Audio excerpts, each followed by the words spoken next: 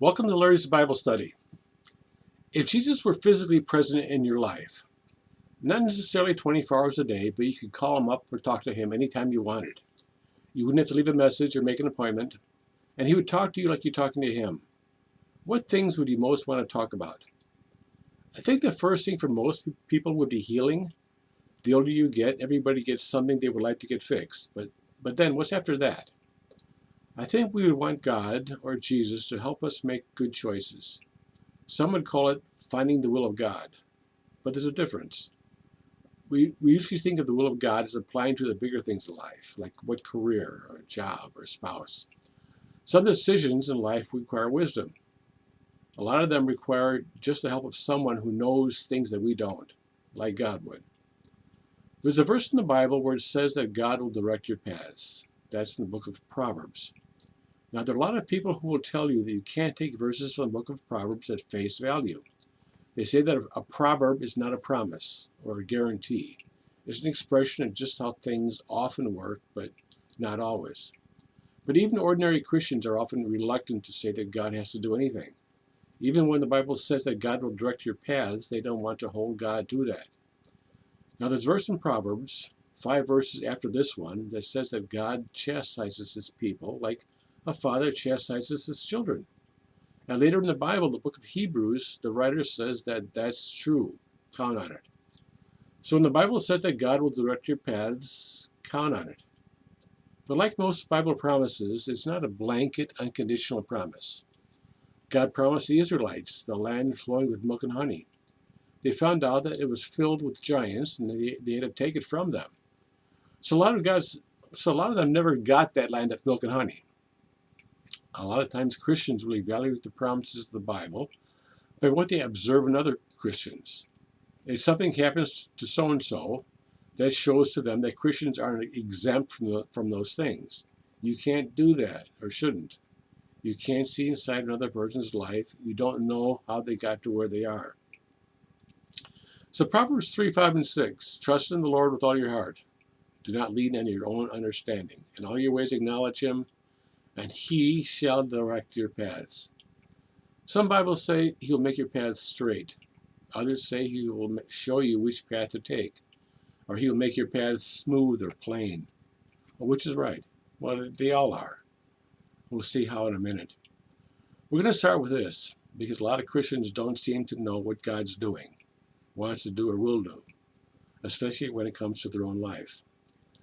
The Bible says that God will direct your paths based on what it says in the rest of the verse. So what does that mean?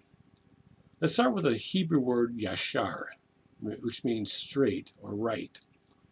Jeremiah 31:9 uses this verse, or this word. It says, I will make them walk by streams of water on a straight path in which they will not stumble. Have you ever been to Israel? We don't know what it was like in the very early days. It's originally a land flowing with milk and honey. Moses called it a land of hills and valleys, drinks water from the rain of heaven, a land for which the Lord your God cares. The eyes of the Lord your God are always on it, from the beginning even to the end of the year. You go there today and the ground is nothing but rocks. The only places that don't have rocks are the places that somebody removed the rocks. The houses are made out of rocks. There are plains there, but most of the land is hilly, especially in Judea, the area around Jerusalem. So before modern day Israel put in concrete highways and sidewalks, paths were never straight, smooth, or level. If you go to Jerusalem or the area around Jerusalem, and just like Judea or Judah, it's like one hill after another, just mounds and mounds. And to go from one place to another, unless you go over the hills, you're going around the hills, just like in a semicircles. Mark Twain went to Israel or Palestine, whatever, back in the 1800s. He wrote a famous account of it that's kind of made him popular. His first big hit. He described the land here. It says, the further we went, the hotter the sun got, and the more rocky and bare. repulsive and dreary the landscape became. He says there was nobody there. It was empty.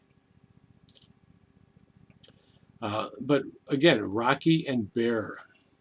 Isaiah 26:7, the way of the righteous is smooth. O upright one, make the path of the righteous level. So you see, what they're used to is a land that's rocky, it's hilly. There are no straight paths in Israel. There are these plains, these valleys between the mountains. And some of them are broad plains. You can walk from one point into the other in a straight line. But most of the times, you're going in around and around and around and rocky. The soil, you're always going up and down, up and down. Go to Jerusalem. It's just nothing's level. You're always going everything's on a curve and an angle. But God says in Proverbs, I'll make your paths straight or smooth. You can't get lost in a straight path. You won't miss your turn. You're not going to trip on a rock in a smooth path. Now, so the verb, direct your paths, is making your path smooth or straight or right. Isaiah 40, you had this prophecy of the Messiah coming to Israel. And Luke quotes this in the beginning of Jesus' ministry. It says, a voice is calling, clear the way for the Lord in the wilderness. Make smooth in the desert a highway for our God. Let every valley be lifted up. Let every mountain and hill be made low. And let the rough ground become a plain, and the rough, rugged terrain a broad valley. Then the glory of the Lord will be revealed, and all flesh will see it together, for the mouth of the Lord has spoken. So, make smooth in the desert highway for our God. This is the same expression like in Proverbs 3:6. So, what is it? How does he do it? Let the valley be lifted up. Let every mountain and hill be made low. It's like God brought in earth movers and bulldozers and just leveled the whole thing out. And this is how, figuratively speaking, how God would make the path straight for the believers here. Isaiah 45, you have a prophecy about Cyrus, who's a Persian king who would help the Israelites go back to Israel. And God says to him, I will go before you and make the rough places smooth. The expression rough places is talking about the hilly areas. And God will make them smooth. I'll make his ways smooth in verse 13. Proverbs 9:15. Now, just a point here. When you're studying a concept in the Bible, a word or phrase, an expression, the first place you want to study is in that same book, because then you see how the author uses that material, that word. From Proverbs 9:15, calling to those who pass by. This is wisdom calling to the average people here, that calling to those who pass by who are making their paths straight. So these are people who are going somewhere. They know where they're going, and they're on their way there. Then Proverbs 11:5 and 6. And this is an important verses, or these two verses. Proverbs are written what they call Hebrew poetry. Now, poetry is not just this; it's different from English poetry.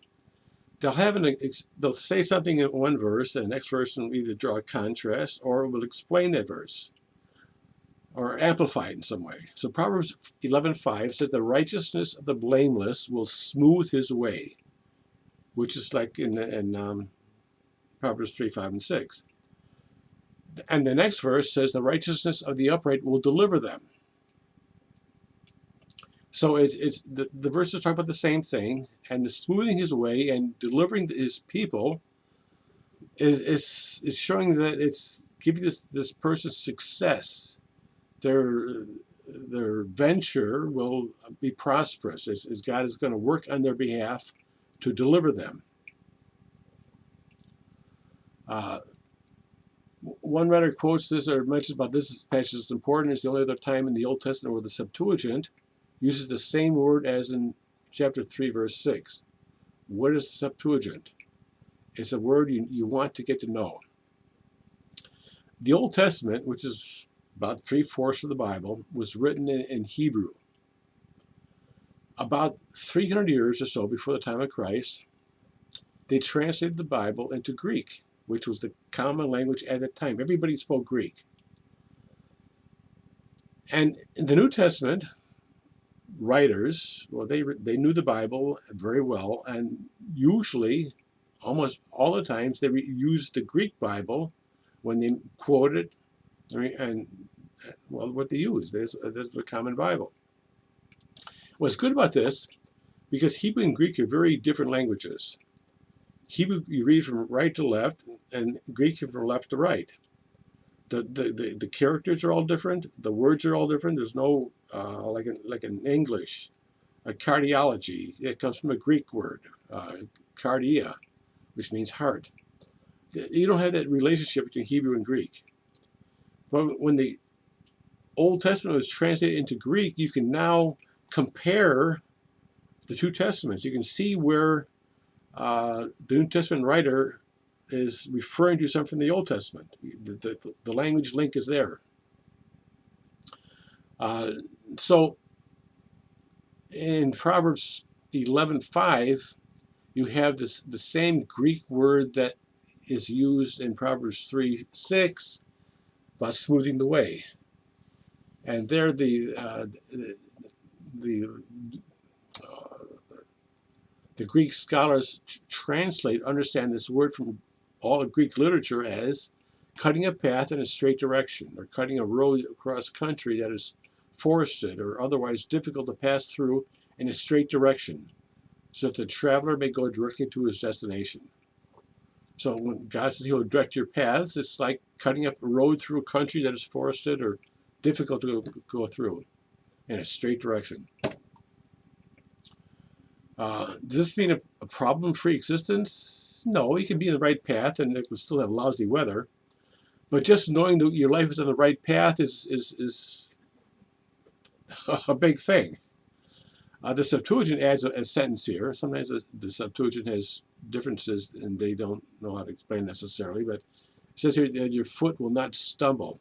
By no means stumble. This is a very emphatic expression. So in the Septuagint, and not all of, let's not go there, but a lot of Septuagint versions will say, in all your ways he will direct your paths, and your foot will not stumble, for sure. And then the phrase, he will direct your paths, is emphatic in Hebrew. He will direct your paths. It's not, always acknowledge him, and he will direct your paths. God will direct your paths. If the book of Proverbs did not mean for this to be taken seriously, there's no reason for it to emphasize it like this. He will not say, and God will direct your paths. It wouldn't have done that. So when the Bible says God will direct your paths, it means it. Okay, count on it. We'll talk at the end a little bit of how this works out in real life. So before God promises to direct or smooth or make straight your paths, we are told to trust in the Lord with all your heart and do not lean on your own understanding. Now these two pieces need to be talked about together. They're two sides of the same coin. You do them at the same time in the same act. The Hebrew text shows a connection which is lost in English. Usually in English, or even in Hebrew, it's usually the expression is trust in the Lord. Or sometimes in Hebrew, sometimes it's trust on the Lord. But here is trust to the Lord with all your heart. And to your own understanding, do not lean. So the emphasis is trusting this direction and not that direction. Trust to the Lord, and to your own understanding, don't lean. Trust to the Lord with all your heart, and to your own understanding, don't go there. Don't lean there. And this is it's not as common as the other expressions in the Old Testament. There's only about 6 times here that's used. In 2 Kings, you have it started with Hezekiah, where the Assyrians were coming to Jerusalem. They were going to take over Jerusalem. Didn't go easy, or wasn't going easy. So the Syrian troops they had their spokesman would stand outside Jerusalem and call to the people in the city to try to discourage them. And it says here, but if you say we trust to the Lord our God, or trust in the Lord our God, is it not He whose high places and whose altars Hezekiah has taken away and has said to Jerusalem, you shall worship before this altar in Jerusalem? So he's saying, it's the contrast about, you trusting in God, you should be trusting the idols. They didn't help the other nations. Why do you think your God's going to help you? And then some verses in Psalms where they have the same thing, where it's some people trust in their idols, but we're going to trust to the Lord. In Proverbs 26:12 says, do you see a man wise in his own eyes? There's no more hope for a fool than for him. Proverbs teaches about wisdom. Okay, you want to get wise to make good decisions. But a part of being wise is realizing your limitations. You don't know the future. You don't know how things are going to work. You can't see the unseen, the unforeseen events. You look through life with your own little eyes in this one place, and you can't see the big picture. God sees from one end to the other. He knows the end of the beginning. Proverbs 28:26, he who trusts in his own heart is a fool, but whosoever walks wisely, he shall be delivered. Does this mean you don't think at all? No, but you're aware how much you don't know. That nobody knows how much of life is ultimately out of your hands. In Joshua 7, Joshua was leading the Israelites in the promised land, and he went to the battle at the town of Ai without consulting the Lord, and they got beat badly. Why? Well, he assumed that it would be easy. They just had conquered Jericho, and that was easy. They come to the next place, Ai, and thought, well, this is going to be easy. They're small and don't have the fortifications that Jericho had. It should be easy, and they got beat. And then a little later, Joshua chapter 9, it says the Gibeonites deceived Joshua by pretending that they had come from a far country. The Gibeonites were in Joshua's path. They were going to be next, or soon, that the Israelites would conquer. And they saw this coming, so they pretended that they came from a faraway land, and they just want to make a covenant with Israel. But the Bible says explicitly, so the men of Israel took some of their provisions and did not ask for the counsel of the Lord. Psalm 106, verse 13 summarizes the experience of the Israelites in the wilderness by saying that they quickly forgot his works. They did not wait for his counsel. They did not wait for his counsel.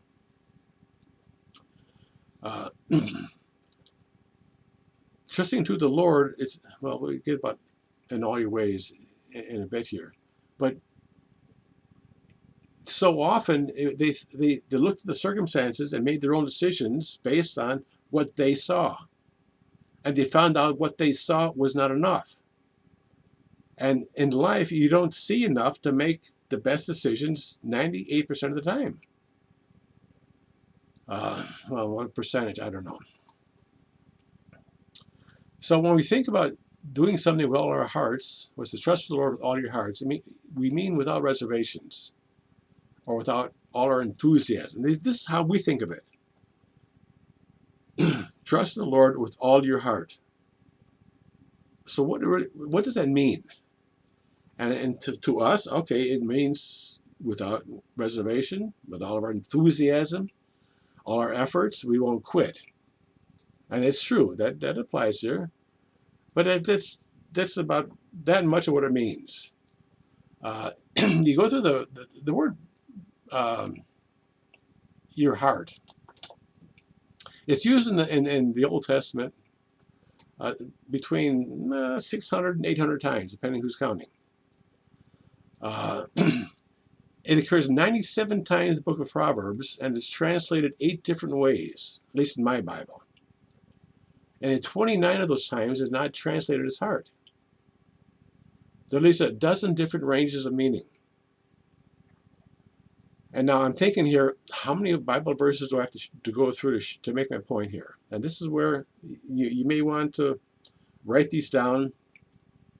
I mean, I can't take too much time with each one. And you may want to just pause the video and write these down, because you're not going to be able to find these later. Trust me on this. I'm pretty much limiting this to the book of Proverbs.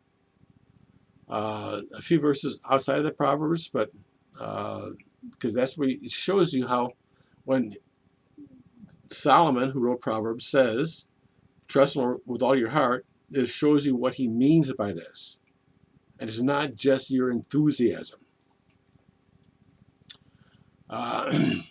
So a lot of verses here, I debated, should I go through all these verses? And you won't get it if I don't. So just, you know, you may want to just, well, let me just go on here. So the heart. Now this first example is not in Proverbs, but from the book of Psalms. My heart and my flesh cry out. So the heart is the inside of your person, the flesh is the outside. But there's an expression in Proverbs, and this is something that is really good. And a lot of your English translations don't explain this here. The New American Standard does this, and that's good. There's an expression in the Old Testament called a person lacks sense or lacks understanding. Some translations say destitute of mind. Like, for example, in Proverbs 6:32, the one who commits adultery with a woman is lacking sense. He who would destroy himself does it. Now, there's no words in the Hebrew Bible for brains, okay? We would say somebody who commits an adultery with a woman is got no brains. He's stupid. And the Bible says here that one who commits adultery with a woman is lacking sense. In the Hebrew, it says the person lacks heart. Proverbs 7:7, I saw among the naive, the simple, and discerned among the youths a man lacking sense. Or the Hebrew would say, a man lacking heart. Proverbs 9:4, whoever is naive, let him turn in here. To him who lacks understanding, she says. To him who lacks heart. Proverbs 9:16, whoever is naive, let him turn in here. To him who lacks understanding, she says. To him who lacks heart. Proverbs 10:13, in the lips of the discerning wisdom is found, but a rod is for the back of him who lacks understanding, or lacks heart. The lips of the righteous feed many, Proverbs 10:21, but fools die for lack of understanding. They die for lack of heart. It's not enthusiasm, it's understanding. Proverbs 11:12, he who despises his neighbor lacks sense, but a man of understanding keeps silent. You despise your neighbor, you lack sense, you're not lacking enthusiasm. He who tills his land will have plenty of bread, but he who pursues worthless things lacks sense. Proverbs 15:21, folly is joy to him who lacks sense. Proverbs 17:18, a man lacking in sense pledges and becomes a guarantor in the presence of his neighbor. Proverbs 24:30, pass by the field of the sluggard and by the vineyard of the man who lacks sense. Proverbs 28:16, a leader who is a great oppressor lacks understanding. So Proverbs 3, 5, and 6, trust in the Lord with all your heart. Well, this is a big way that Proverbs uses the word heart. It can be translated as wisdom, or it refers to wisdom. First Kings, another passage outside of Proverbs. God is talking to Solomon. Behold, I have done according to your words. Behold, I've given you a wise and discerning heart. Hearts can be wise. It's not just enthusiasm. Proverbs 2:10. Wisdom will enter your heart. Proverbs 8:5. O fools, understand wisdom. Well, the word wisdom in here is originally heart in Hebrew. Understand heart is understanding prudence. Understanding wisdom is the same thing. In Proverbs 10:8, the wise of heart will receive commands. Proverbs 11:29, the foolish will be servant to the wise of heart. Proverbs 15:32, he who neglects discipline despises himself, but he who listens to reproof acquires understanding. Literally in Hebrew, it gets heart. He who listens to reproof gets heart. Proverbs 16:21, the wise in heart will be called understanding. Proverbs 16:23, the heart of the wise instructs his mouth. So the wisdom is in the heart. Proverbs 19:8, he who gets wisdom loves his own soul. Well, it's literally he who gets heart loves his own soul. Then, of course, in Proverbs, it talks about the foolish of heart. Proverbs 12:23, Proverbs 15:7. Then there's an intelligent heart. Proverbs 14:10, the heart knows its own bitterness. Wisdom rests in the heart of one who has understanding.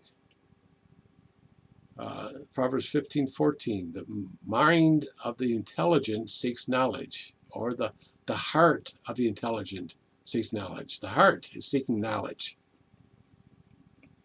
Proverbs 18:15, the mind of the prudent acquires knowledge.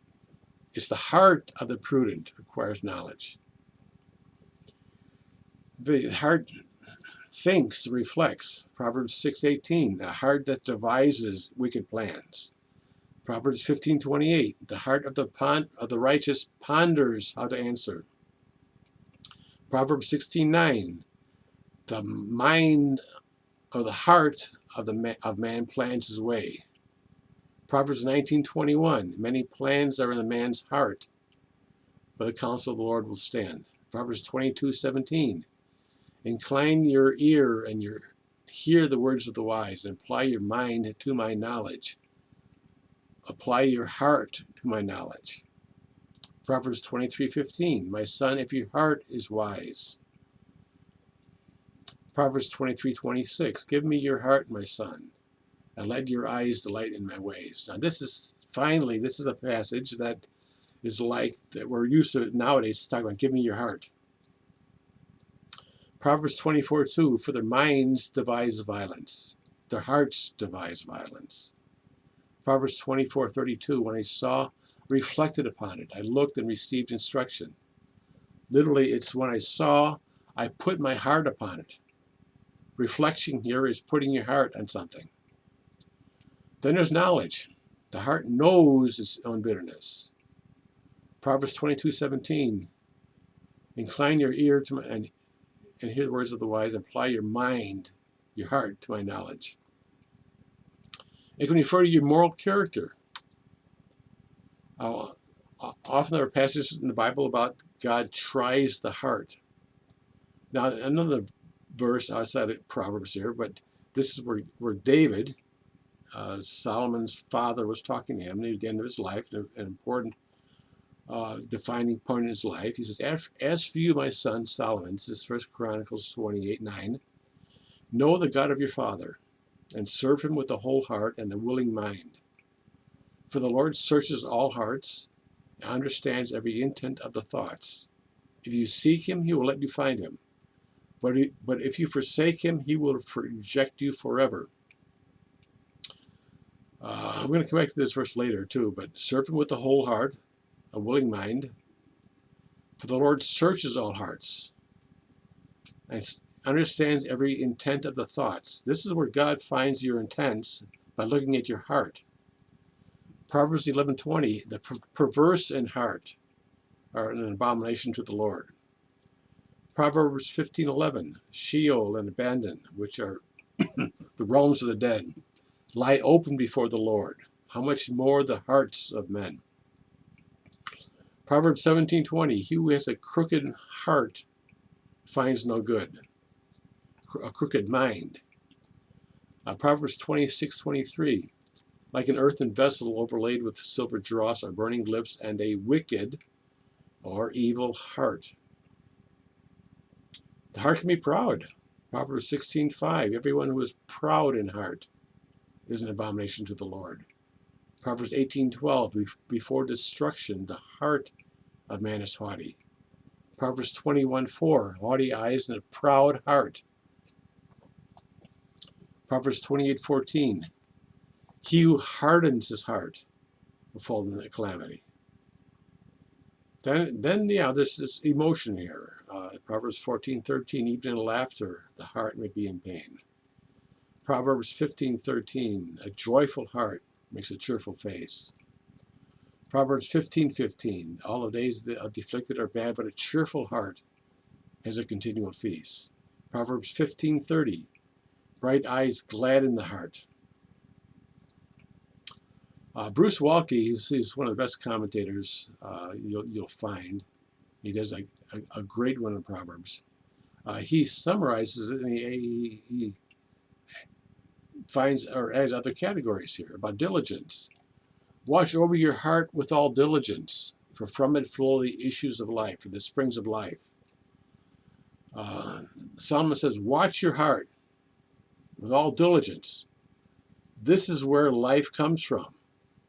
The springs of life, or the issues of life, or lust.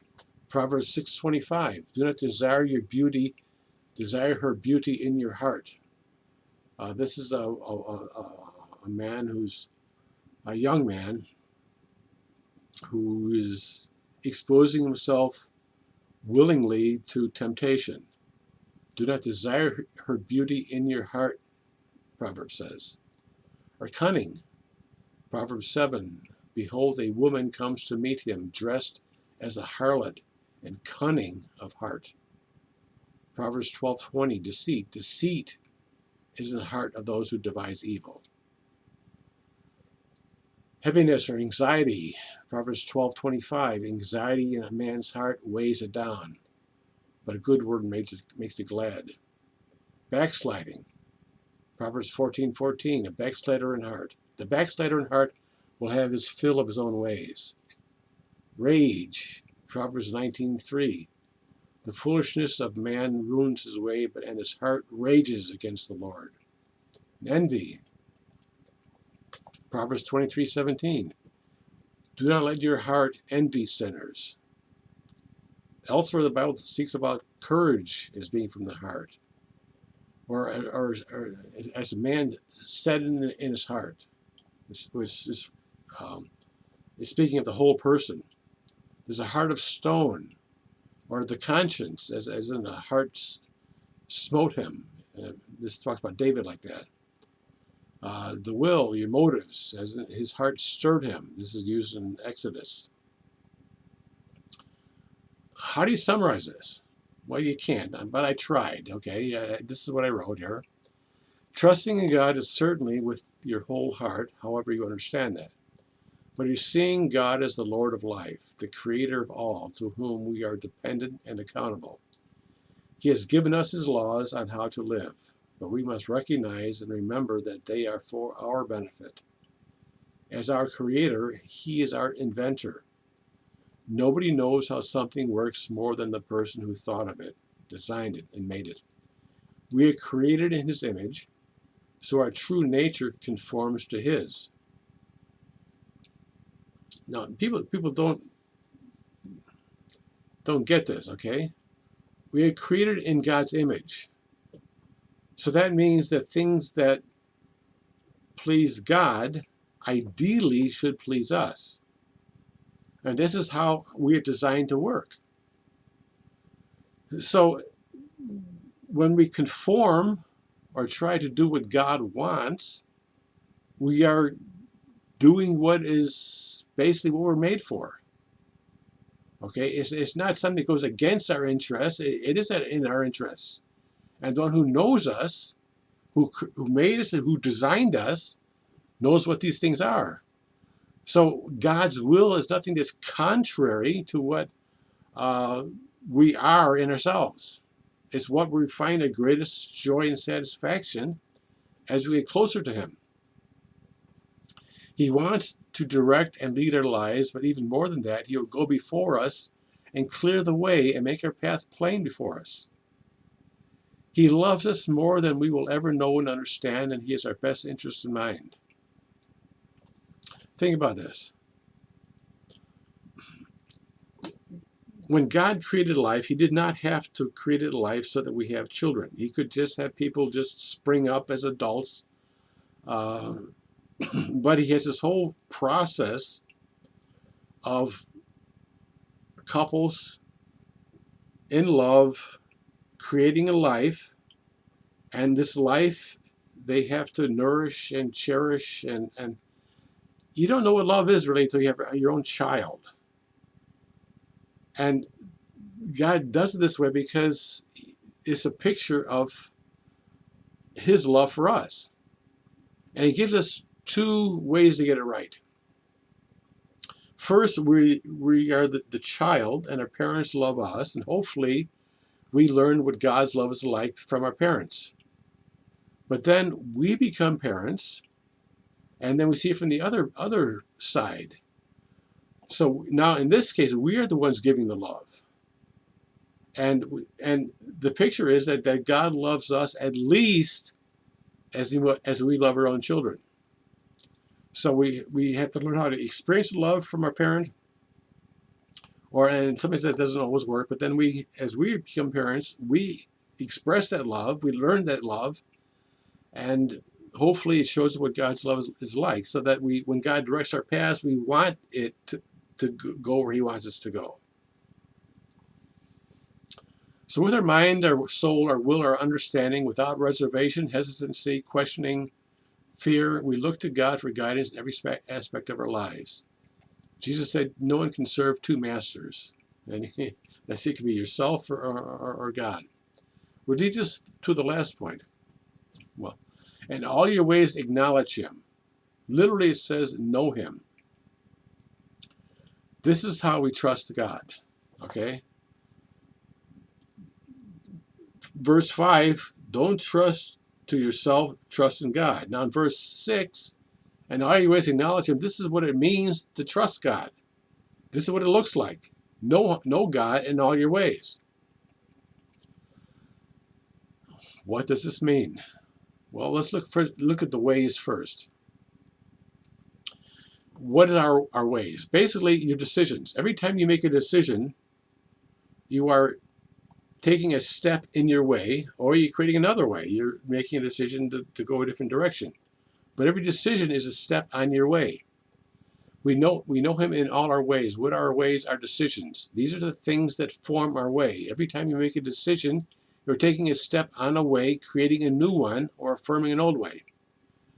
We are to know Him in all our decisions. It means that we believe His ways are better ways. And if we didn't believe it, we wouldn't want Him to direct us in the first place. So there are a number of passages in Proverbs that talks about the ways of a man. And this will help us to understand what it means here about in all your ways acknowledge Him. First, about seeing as God sees. Proverbs 5:21. For the ways of a man are before the eyes of the Lord, and He watches all his paths. Proverbs 14:12. There's a way that seems right to a man, but its end is the way of death. And this is repeated in Proverbs 16:25. There's a way that seems right to a man, but its end is the way of death. It's emphasizing here. You don't have enough information to do everything your way, what you think is best. Proverbs 16:2. All the ways of a man are clean in his own sight, but the Lord weighs the motives, or literally the ways of the spirits. Proverbs 21:2, every man's way is right in his own eyes, but the Lord weighs the hearts. So, yeah, to us, everything seems right, but you check with God, like with Joshua. He thought it was okay to make that covenant with the Gibeonites, but he didn't know. Always check with God. Rejecting the wrong. Proverbs 1:15, my son, do not walk in the way with them. These are people who are not going the right way, and they're going to try to get you to follow them, to go with them. My son, do not walk in the way with them. Proverbs 9:6, forsake your folly and live, and proceed in the way of understanding. And then embracing the right. Proverbs 4:11-13, I have directed you in the way of wisdom. I have led you in upright paths. When you walk, your steps will not be impeded. If you run, you will not stumble. Take hold of instruction. Do not let go. Guard her. She is your life. Do not enter the path of the wicked. Do not proceed in the way of evil men. Avoid it. Do not pass by it. Turn away from it and pass on. Acknowledge God in all your ways. Okay, you know. You grab hold of instruction. Don't let go. You guard it. This is your life. Avoid it. Don't pass by it. Don't turn away from it and pass on. Avoid this calling to another path. Proverbs 6:23, the commandment is a lamp, the teaching is light, and reproofs for discipline are the way of life. The way of life is reproofs for discipline. So in all your ways, okay, understand that God's way is continually a path of teaching us, of growing. The way of a fool is right in his own eyes, but a wise man is he who listens to counsel. So Proverbs here speaks of the way of understanding, wisdom, and life. And what does it mean to know him in all our ways? English says acknowledge him, but Hebrew says to know him. And we can look at this in three different ways. First, our heart. This is a verse in Proverbs or Chronicles that we used before, but it explains this, and because it's talking to Solomon, it's a part of Proverbs here. As 1 Chronicles 28:9, as for you, my son Solomon, know the God of your father, and serve him with a whole heart and a willing mind. For the Lord searches all hearts and understands every intent of the thoughts. If you seek him, he'll let you find him, and if you forsake him, he'll reject you forever. Hebrew is a linear language, unlike Greek. Greek is very complicated, but Hebrew is linear, meaning like he did this and he said that, and he went to there, and it just follows one thing after another. So a first sentence is explained usually by the second sentence. So when David tells Solomon, know the God of your father and serve him with a whole heart and a willing mind. So knowing God of your father is you serve him with a whole heart and willing mind. That's what it means to know God in this context. A whole heart, and this verse is different from in Proverbs. That what Proverbs is all your heart, a whole heart. The word whole here is based on the word shalom. We mean the word peace. Everybody knows that word, but this is the shalom, and it's a heart at peace with God. You don't fight him. You embrace what he is, what he wants for you. Same with the word willing here. The willing is it's not just you go along with it. You delight in it. You have pleasure in it. So to know God is to serve him with a heart that's at peace with God and a heart that is wants to really, just you're taking pleasure in doing what God wants here. Um, a person who doesn't or cannot be at peace with God or delight in Him doesn't know Him. A person who can't believe that God has His best interest in mind does not know Him. You think you do, but you don't. Let me tell you a story. 3 years ago, I came down with cancer. I went to stage 4. And then I had a heart valve that needed to be replaced. Then I had lung problems, which they still haven't figured out totally. I had to quit work, and I still can't go back to do what I did before. So I guess I'm retired. I don't use the word retired because it sounds voluntary. The whole thing caused me to look back in my life. And I had to say I was disappointed. That's putting it mildly, very mildly. I looked back to my life and wondered what to believe happened. It's too long of a story to go into in details here, but spiritually speaking, it was like being run over by a truck, a big truck. Not the cancer, just the overall sense of a life that had crash landed. I felt like I could never be sure of God's leading or hearing from God. I do believe I had been warned ahead of time that I would go through this. And very slowly, God began putting the pieces back together. I would get thoughts. I don't know what I would call them. But in my spirit, I knew that God had said something to me. I probably should have kept a diary of this. It's been happening a lot. It started with a recognition of God, who He is. God is the Creator, the Almighty. He is worthy of praise, period, regardless of what I like or want. And this is where it started. You just realize God is God. The fear of the Lord is a consciousness of God when you realize that God is the creator of all there is.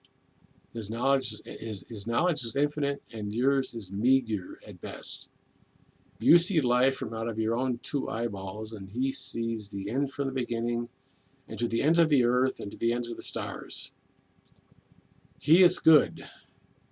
If I can't understand His goodness, then that's on me. Give thanks to the Lord, for He is good. His loving kindness endures forever.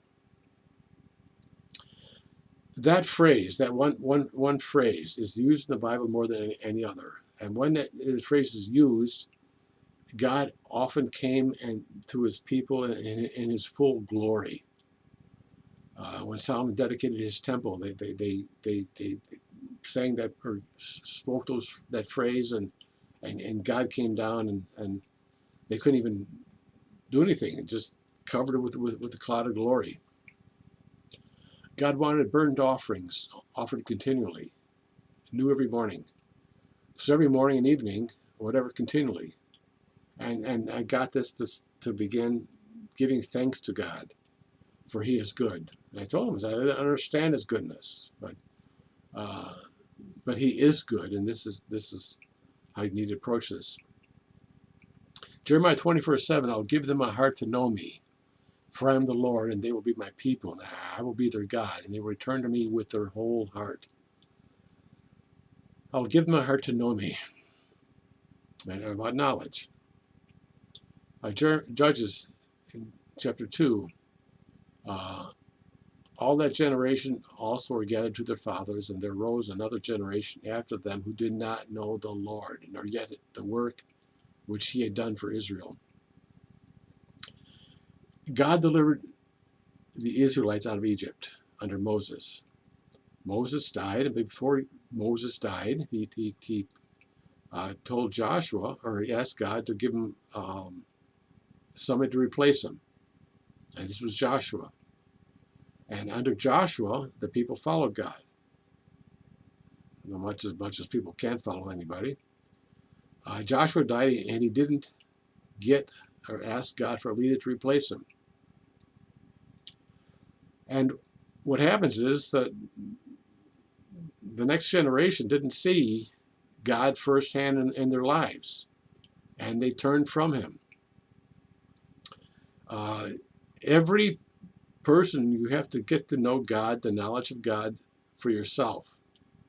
A lot of kids go through this. Their parents were Christians, and they were raised as Christians. But at some point, you have to find God for yourself. 1 Samuel 3:7 says, "And now Samuel did not yet know the Lord." Jeremiah 31, "For they will all know me. I'll put my law within them, and on their heart I will write it." Hosea 13:4, "I've been the Lord your God since the land of Egypt, and you are not to know any God except me." And knowing God comes out in our actions. In Exodus 5:2, Pharaoh said, "Who is the Lord that I should obey his voice to let Israel go? I do not know the Lord." Well, knowing the Lord is obeying the Lord, because if you don't obey the Lord, you don't know the Lord, because you would want to. You'd see that it's for your sake. Knowing God is a willingness to obey him. So it says, know God in all your ways. It's this willingness to follow what God shows you. 1 Samuel 2:12, "The sons of Eli were worthless men. They did not know the Lord." Jeremiah 4:22, "My people are foolish. They know me not." Jeremiah 22 is interesting. It says, "Do you become a king because you're competing? Did not your father eat and drink and do justice and righteousness? Then it was well with him. He pled the cause of the afflicted and needy. Then it was well. Is not that what it means to know me, declares the Lord?" To know God in all your ways, you are a kind, generous, helpful person here. That's what it means to know God. Knowing God in all your ways is your ways that reflect this generosity, this helping, this love for other people. We can skip some of these here. And all the time. 2 Samuel chapter 5 is an interesting story about David. The Philistines were their constant enemy. It says the Philistines came against David, and they camped in the valley of Rephaim. I didn't write that down here. And David asked God what to do. Will God give him success? And God says, "Okay, go ahead." Then a few verses later, the Philistines came again, and the expression is the exact same wording. It's the exact same situation. And David asked God for his will, for his help, and God gave him completely different directions. Instead of just going this way, he wanted David to go around from the other side. Now, we would have assumed that because the situation is identical, that you just do the same thing without asking God. But David did ask God, and God gave completely different directions.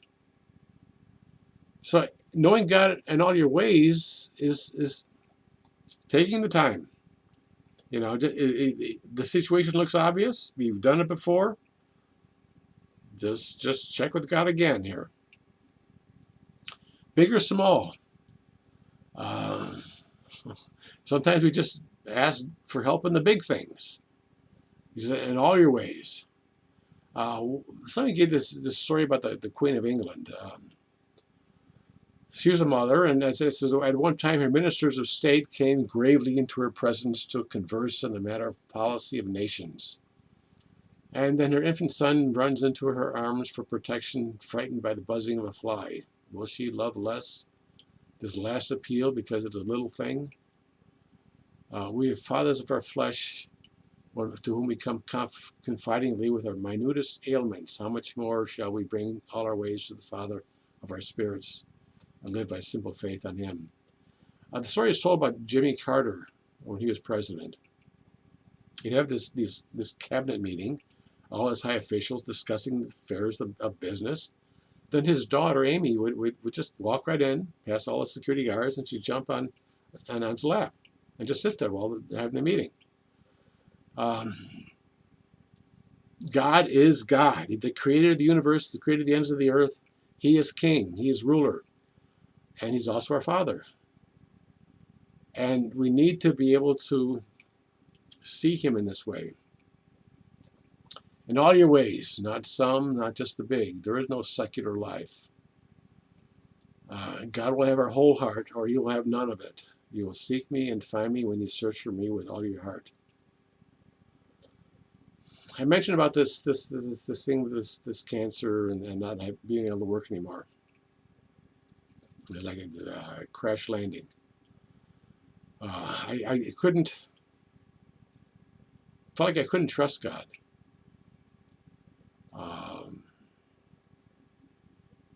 You know, which way am I going? I just didn't know. Anyway, so I said, God slowly started putting things back together again, and I would get these. There's a verse in Isaiah which says, "You'll hear a voice behind you saying, 'This is the way, walk in it.'" And this is what was happening when you're open to God. And a lot of times I tell people, you don't just sit there and you know, you wait for God to say something. You go about your business. Maybe you walk the dog, or you're working, doing some stuff in the house, cleaning up, or and so your active mind is distracted, and then God puts the thought into your heart. I've seen this so often. It just you just count on it.